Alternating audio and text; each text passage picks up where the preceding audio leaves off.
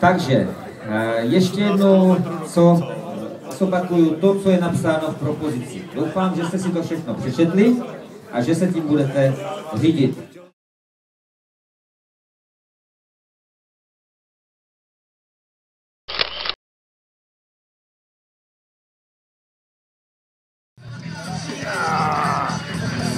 Ne, tak mohl by být děky, jo. Co říkáte, kamarádi, jo?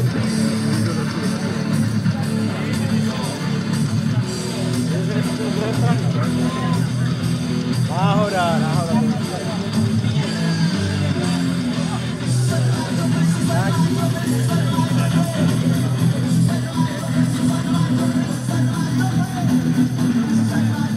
Tak, já vendu poprosil, ať to stlumí. Výstup, že jo? Ne, tady, víš to, dělej, to ne, já to dělám jinak, jo? Já si tady zapnu tenhle. Tak, a můžeme takhle mluvit, já si myslím, že to bude v pohodě.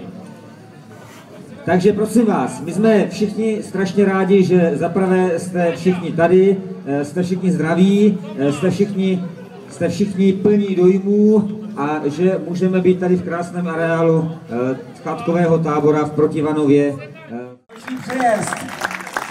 Já jsem teda myslel, že vždycky na těchto strojích jezdí akorát lidi v cirkuse, ale vidíte, že s tím se dá odjet 62 km, 1000 metrů převýšení a tohle je Radek Kijovský a Jirka Hořavá.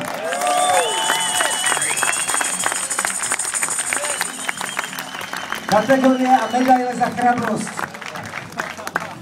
Úžasný. Myslím si, že Emča vám s tím ujede teďka. Takže tohleto jsou kluci na 16. místě, 6 hodin 55 minut. Krásný, úžasný. Myslím si, že je to opravdu výkon, který je hoden. No, dívej, no.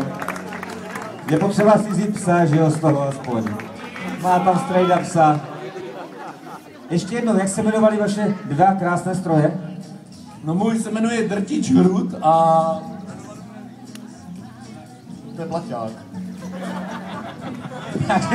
takže Plaťák a Drtič Hrud.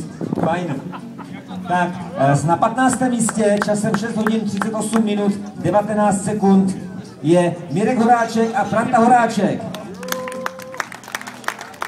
A Franta Horáček od nás dostane opět cenu kategorie